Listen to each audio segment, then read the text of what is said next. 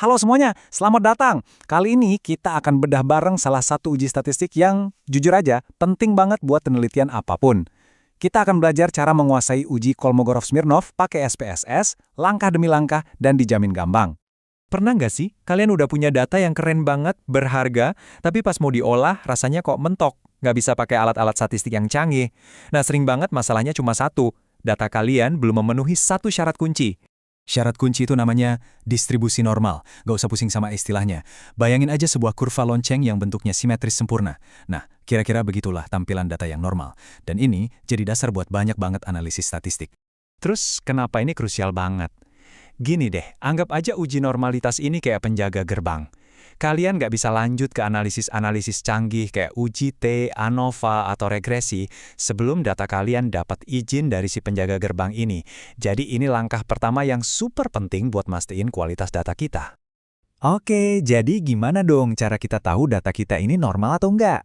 Nah, kita masuk ke solusinya. Kita bakal pakai alat yang praktis dan spesifik banget, namanya uji Kolmogorov-Smirnov, atau biar gampang kita sebut aja uji KS. Oh ya, ada satu catatan kecil tapi penting. Uji ini paling pas dipakai kalau sampel data kalian lumayan besar ya, di atas 50 lah. Makanya uji ini populer banget di kalangan mahasiswa dan peneliti. Sekarang tolong perhatikan baik-baik. Ini dia, satu-satunya angka yang paling penting dalam seluruh proses ini. Kita sebut aja ini angka ajaib kita. Kenapa? Soalnya, angka inilah yang nanti bakal ngasih keputusan akhir buat kita. Aturannya gampang banget, serius. Kalian bisa lihat di tabel ini. Kalau nanti nilai SIG yang keluar dari SPSS itu lebih besar dari 0,05, selamat, data kalian normal. Tapi kalau nilainya lebih kecil dari 0,05, itu artinya data kalian nggak terdistribusi normal. Simple banget kan? Oke, teori cukup. Sekarang kita masuk ke bagian yang paling seru, prakteknya. Saya bakal tuntun kalian, klik demi klik, gimana cara melakukan uji ini langsung di SPSS. Siap? Pertama-tama, tentu buka dulu data kalian di SPSS. Terus, ikutin alur ini ya. Klik menu Analyze, lalu arahkan kursor ke Descriptive Statistics, dan terakhir, klik Explore. Nanti bakal muncul jendela analisis yang kita butuhkan. Di jendela Explore itu, cari variabel yang mau diuji. Terus pindahin ke kotak Dependent List.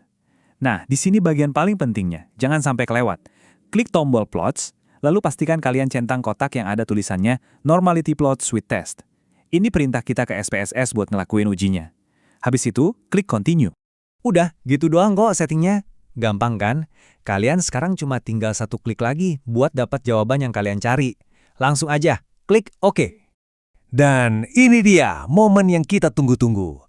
Analisisnya udah jalan. Sekarang bagian paling pentingnya nih, gimana cara baca hasilnya dan apa artinya buat penelitian kita. Nanti SPSS akan kasih kalian tabel yang judulnya Tests of Normality. Fokus aja langsung ke sana. Cari kolom Kolmogorov-Smirnov, terus dari situ geser pandangan kalian ke kanan sampai ketemu kolom SIG. Nah, angka disitulah yang kita cari-cari dari tadi. Coba kita lihat contoh pertama. Misalnya, nilai SIG yang keluar adalah 0,087. Sekarang kita bandingin sama angka ajaib kita tadi, yaitu 0,05. Jelas kan, 0,087 itu lebih besar dari 0,05. Artinya apa? Artinya data ini terdistribusi normal. Beres. Oke, biar makin nempel, kita lihat contoh kedua. Gimana kalau nilai SIG-nya 0,021?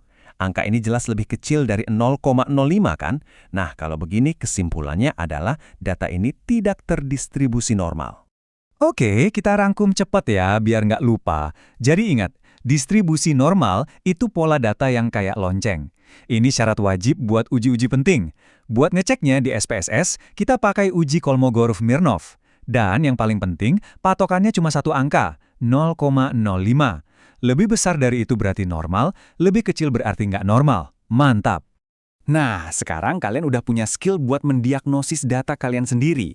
Tapi, ini justru memunculkan pertanyaan baru yang menarik.